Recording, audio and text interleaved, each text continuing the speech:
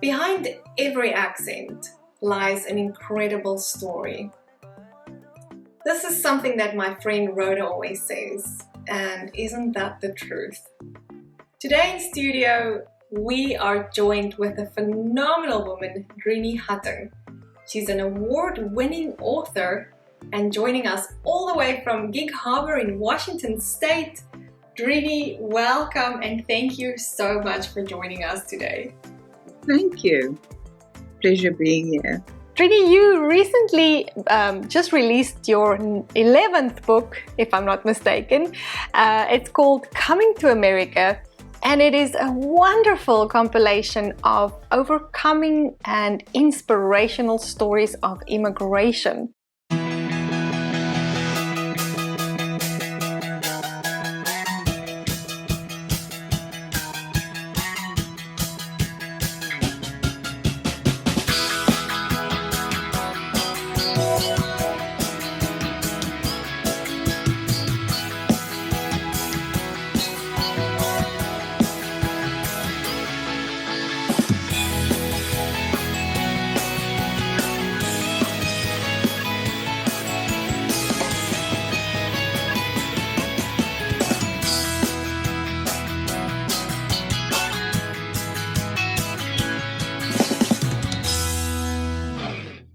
What made you decide to write this book in this time? Well, it's been in the back of my mind ever since I started doing anthologies. Mm-hmm. I usually choose a specific theme for every book, mm-hmm. and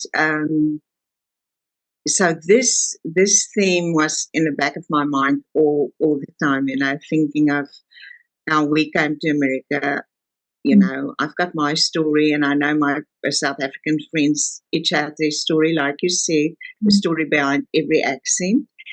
And so I just felt it's sort of a milestone in my husband Yearn's life and my own. We came to America when we were 37 years old, and this year we celebrated, last year actually, our 37 years in America. I think what's wonderful about this book is that it really tells the story behind the statistic, right? Because like I said, a lot of people, if you start speaking about immigration, kind of their hair just rises, because if we think immigration, immediately people think, oh, it's draining the economy.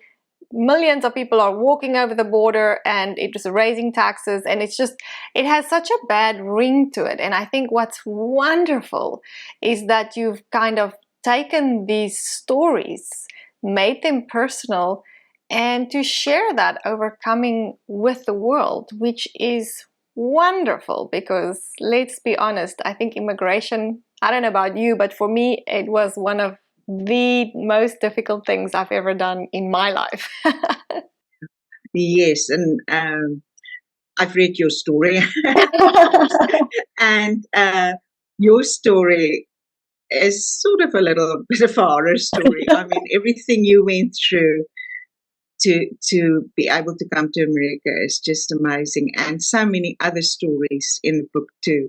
Yeah. Just, and there are people, there's one story specifically in the book that this woman is from Cyprus, mm-hmm. and she wrote a story about not adapting that well. Mm-hmm. She still longs for her own country. Mm-hmm. She still hopes to return one day. But her husband and children are American, they had their children here. It's like, but she still longs for that. And she still struggles every day missing her family. And we all know what that's like, I don't think it's such a personal journey for everybody, but I think it affects the whole family, and it's such a difficult path. I don't think people realize if you do it legally and the right way, how hard it is, how expensive it is, the amount of paperwork and the length of time that it takes to immigrant. I know that you mentioned a story that when you guys went for your green cards, just the stress of sitting there waiting for your interview, to have someone tell you, are you good enough to stay or go? And then as that's happening, you're seeing people being loaded in cars, being driven out the country. And so being in that kind of stress, wow, man, what did that feel like? What was that like for you guys? It was, and just the process after applying for the green card too. Yearn's job that he had in America had to be advertised in a national newspaper. And if any American qualified for that job, yearn would not have that job and we would return to South Africa. And everything that you leave behind, right? It's you leave behind and you lose, in a sense, everything that you've ever known, all your family, the way of doing your culture, your language, and you're literally leaving all of that behind, taking all your skills and expertise, the family, the kids, and, you know, moving into the unknown. We all know what it's like to move to a different house or a different state, or just like a different job, or just to move, like just a small move, how unsettling that is. And just to imagine leaving that all behind, moving to a different country. There's a quote here from a Mary Pfeiffer. I've got several quotes in the book too concerning immigration, but people come here penniless but not cultureless. They bring us gifts. We can synthesize the best of our traditions with the best of theirs. We can teach and learn from each other to produce a better America. And that brings me to a question you asked earlier about what immigration is. It's not just like, also one of the quotes in the book that really touched me is, it's not just like picking up a kitchen, packing up your house. It is so much more. It is like leaving everything you've ever known and loved, your family, your culture, everything, and go to another country where everything is different. And your son, just thinking of our life in South Africa, every Sunday we would be either at Johan's family or our family having a meal together. You take your children away from their oma and opa, from their grandparents, from their uncles, aunts, from their nieces and nephews they grew up with, and they've got to start all over. Yeah. And my children was 5, and so the 5-year-old was the one with the least problems, adapting. And then Brenda is just this happy, outgoing ballerina back then, and she adapted well. And then our 13-year-old had a problem adapting. It's in any case a difficult age for any boy. And the older the kids are, I feel like they struggle a little bit more to adapt. And I think, but even for me, when I was at school, we moved to a different province in South Africa, and just even that was tough at the age of 14, 15. So to move a different country, different language, the kids, it's not easy, right? But what helped him to adapt? Well, we were so lucky that our neighbors, we had neighbors in South Africa. We lived in Bryanston, and they were from Minnesota in America, Chrissy and Lynn Misselt. While they were in South Africa, our neighbors, we became fast friends. And then we visited them for a whole summer after they went back to America. And that's when we fell in love with America. But when we decided to go to America for 3 years and just see more of the country. They were waiting for us. We lived in their basement until we found an apartment. They greeted us at the airport, and it was just, you know, they were there for us when during those 3 years. And then when we decided to apply for the green card, that we wanted to stay in America, the missiles were also there for us, you know. So if you have someone waiting for you on the other side, it's quite a different story. And I know, like, many people, you know, told us in you know, in this book, is they really didn't have anyone waiting for them. And just the culture shock, you know, you think, oh, South Africa is bilingual, you know, English, and we've seen all the American movies, right? I mean, you know, it's in English. You feel like you know America. And you know, Yearn used to say, he will tell someone, and if they sort of frown a little bit in the eyes, sort of glass over, he knows they're not understanding what he just said. They have no idea what just happened.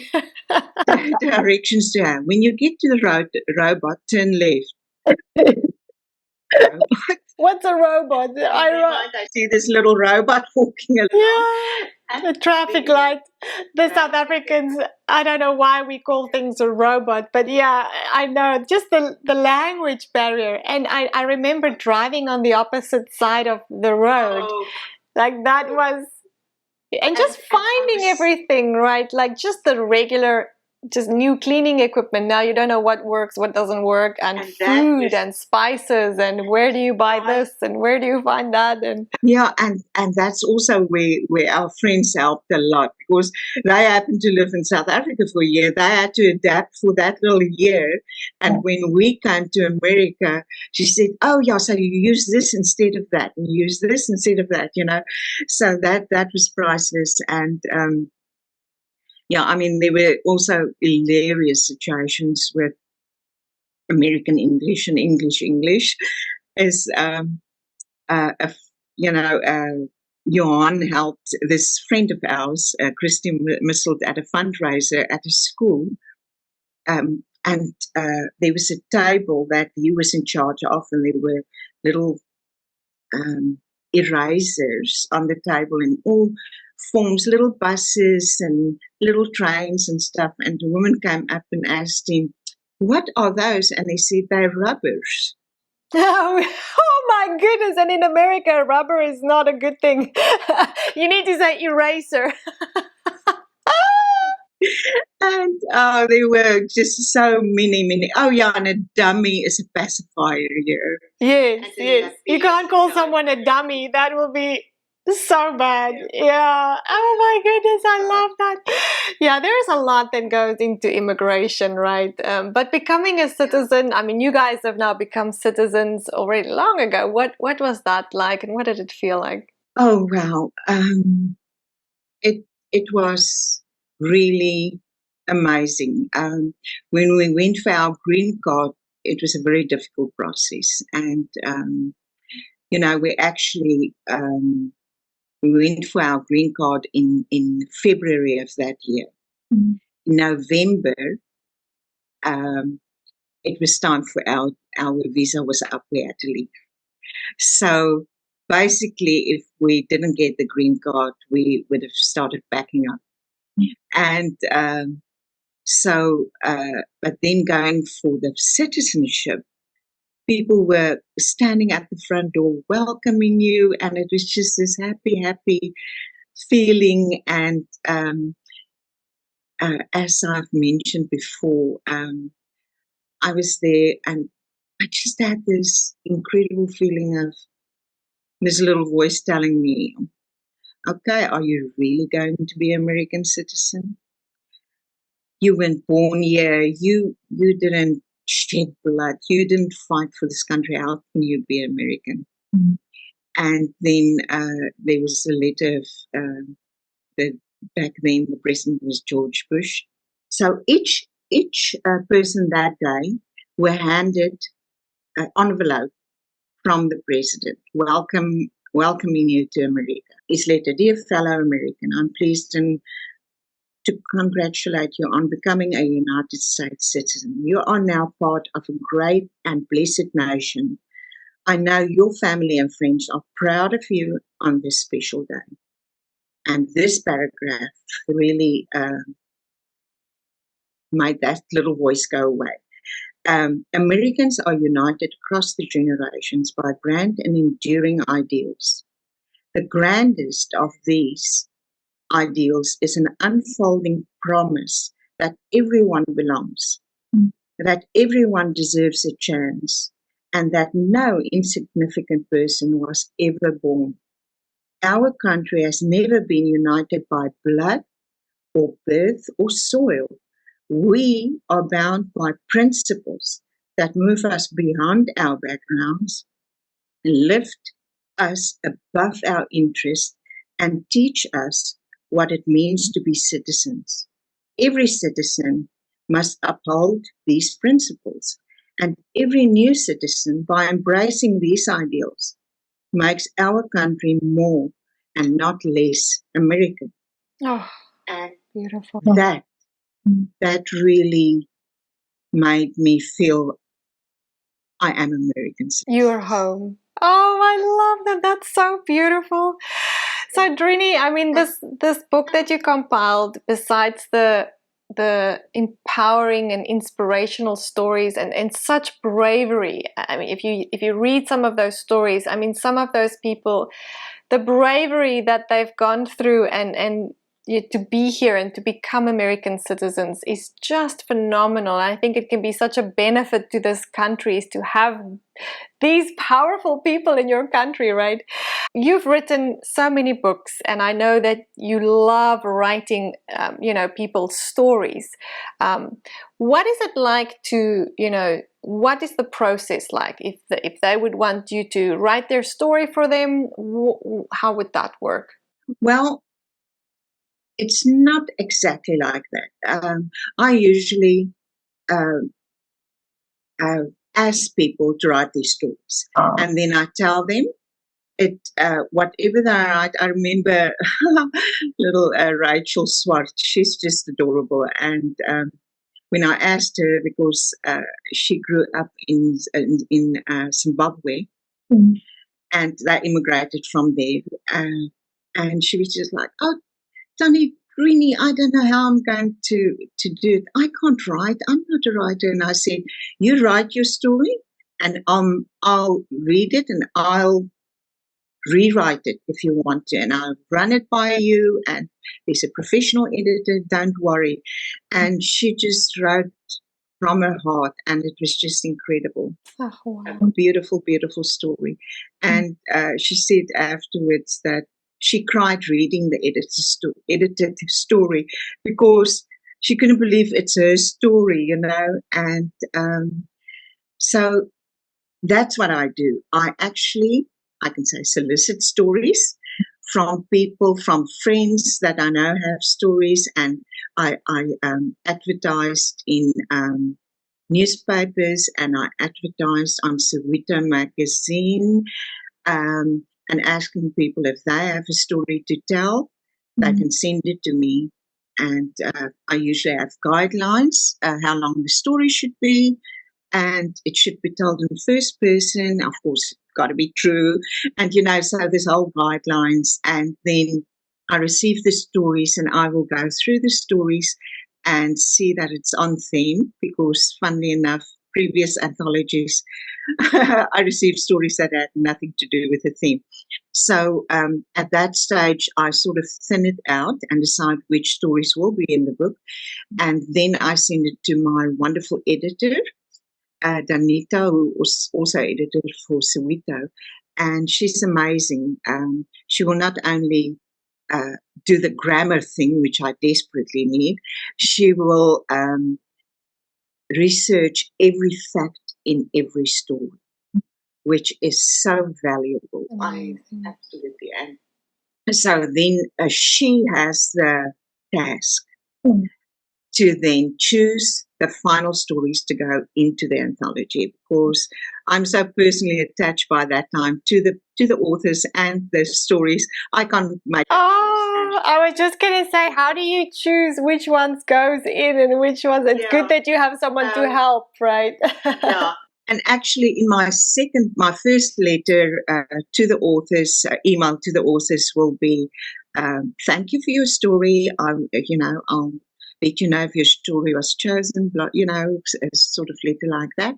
Second one, I'll write and say, okay, your story now is at the editor, who will quite possibly make changes because the flow of the book and it's got to, story's got to go all nicely together. And then my last letter will be congratulating the authors for this story, and I attached a little contract and also their final story, which they have one more chance to read through and decide if they wanted to be published or if there's any small changes. And then and that's it. The rest is history. Stories are ready to go, and I sent I sent the original final document. I laugh with the editor because we will go for final. Attached is the final manuscript. And then she'll send me back what I need to change, and then I'll send it back. Final manuscript. It's quite a process to write a book, right? It's not easy. And once it's even done and published and it's on Amazon and it's loaded everywhere, how difficult is the marketing process then? I advertise on Amazon. They've got, specific ways, and so it's I do different promotions on Amazon. There's one promotion that you actually have a book for free for a couple of days, and just to get the word out there. And then I also on several magazines I know of, I will send them advertisements, and also in Savito, and then wherever I possibly can, newspapers. And then I think a wonderful way to advertise your book is to have book signings at books. It's a lot of groundwork, right? People don't realize once authoring a book, or when you become an author, especially if you self-publish, just the legwork and the grinding that's involved in getting that book out there and spreading your stories of hope. I always laugh when people ask me, so can you make a living off it? I don't think so. No, it's more about leaving a legacy, I think, leaving your story of pain to become a purpose, or sharing those tests and making a testimony of it. And it's something that's forever there. It's something that your kids can read. And now your story is on paper. It's not just this painful experience anymore. It's something that can now inspire others. And what a powerful legacy. It's a legacy for your children, for future generations. And several authors, not only in Coming to America, but my other anthologists too, said they are so thankful that their stories are in these in these books, because this is now something they have forever, that their children can and several made sure there's a copy for their children to keep forever, to hand down to their children with their stories in it. And so it's when people ask me, do you make money out of it? And I said, well, in self-publishing, we say if you made enough money from your previous book to publish the next one, you're a success. I like that. Yes. Yeah, absolutely. But it's nice to have, like you said, it's nice to have that out there. And if you really work it, I mean, I've heard of a lot of success stories of people making it work, but It's not easy. It's a lot of groundwork. Yeah, you will know with your own book. Yeah, no, it is. You think, oh, my story is fantastic, but yeah, it might be fantastic, but it's to get it marketed and to get it out there.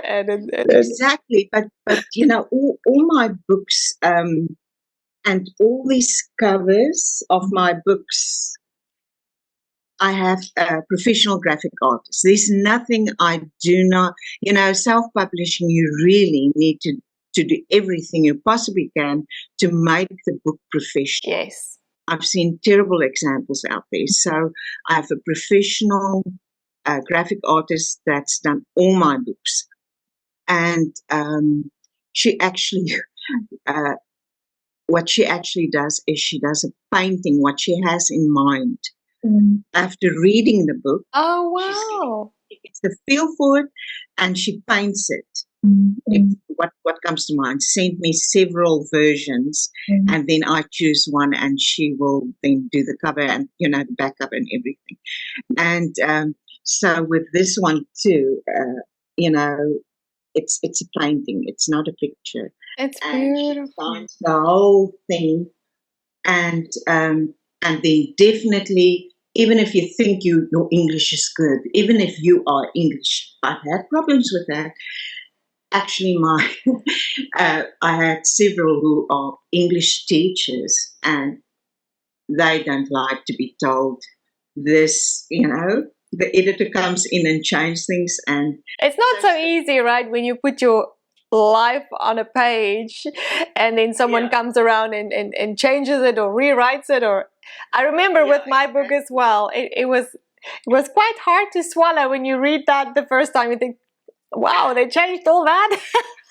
Actually, you asked in an earlier question about what my favorite book is, and anthology, and usually I think it's the latest one is the best one. We grow as we go. We grow, right? Yeah. Yeah.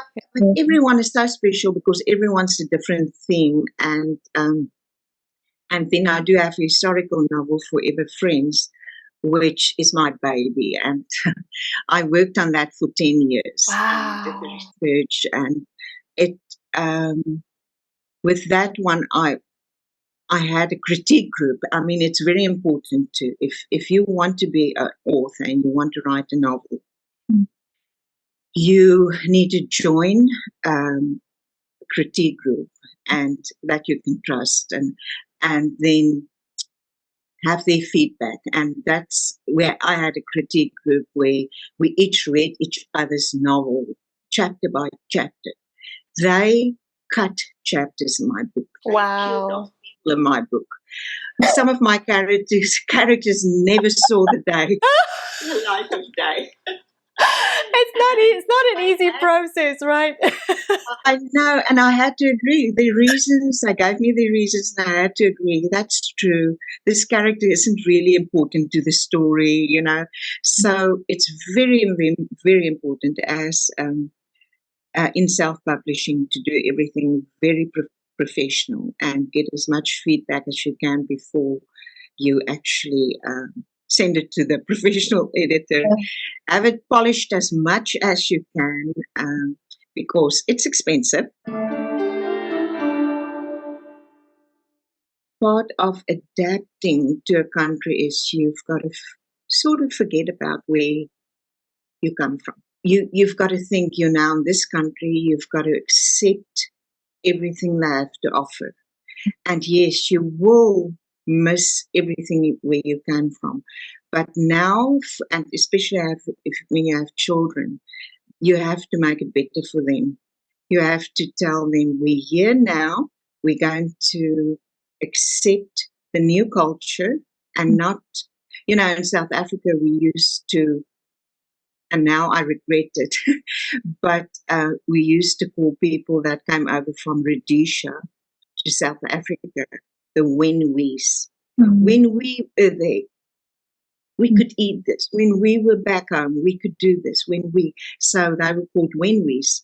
And we decided coming to America, we are not going to be Wenwees. We immediately, Johan, even with our son Eugene, that was 13 years old, he said, okay, we loved rugby, we loved cricket. They lived it. Yeah. I mean, they were both rugby and cricket players. But now we're in America. Now it's basketball, it's baseball, and it's football. And from the word go, they started watching those games on TV and going to games. And that's to help your children. You've got fully integrate and accept and embrace your new country. And that is it from me, Lorna Grayling and Woman Power TV. If you would like to get in touch with Drini, have a look on the screen. Her details will be on there, and it will also be in our description notes.